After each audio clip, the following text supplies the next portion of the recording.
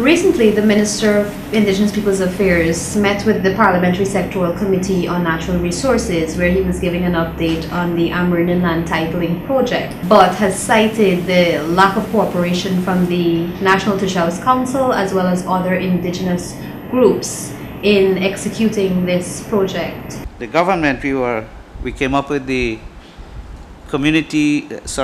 the COI, the Commission of Inquiry, to look at these issues, which unfortunately we were unable to have the support of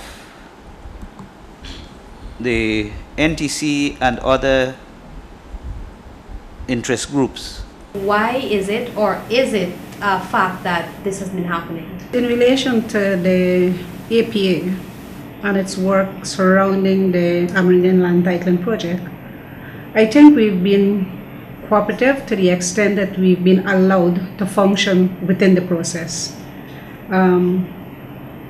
We have attended board meetings and have made our inputs at the board meetings that we have been invited to.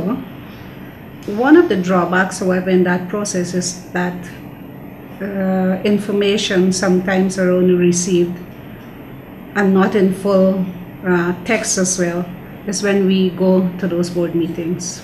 Executive Director of the APA, Jean LaRose, discussing the state of the Amerindian Land Titling Project and the efforts of the APA to support the Ministry of Indigenous Peoples Affairs in this regard.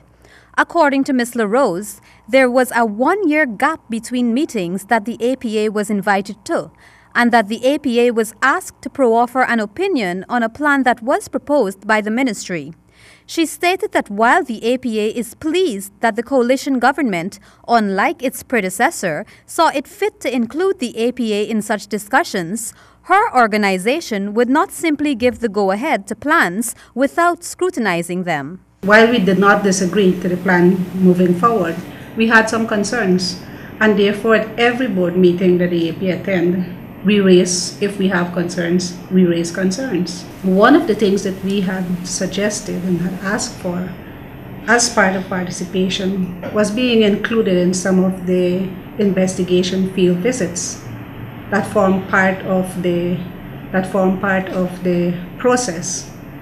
In the last minutes of the board meeting, it stated that a decision was deferred whether the APA could or should participate in such meetings. There was no reason stated as to why a decision was deferred. Ms. LaRose explained that the APA recognized the importance of transparency in this issue and for being able to give comments and make necessary inputs. But to date, the APA's concerns have not been taken into consideration, and the organization should be allowed to participate even more in the Amerindian Land Titling Project in order for it to be successful and acceptable to Indigenous residents. So to the extent that we have sat, we have met, we have participated in board meetings, I think we have shown a willingness to participate in the process for the land titling and demarcation. Of course, we've had concerns, and we've raised these concerns from the inception, not only with this government, but also with the previous government. The issue of non-participation, non-inclusion of the communities in the design of the project. Reporting for HGP Nightly News, I am Kristen Macklingam.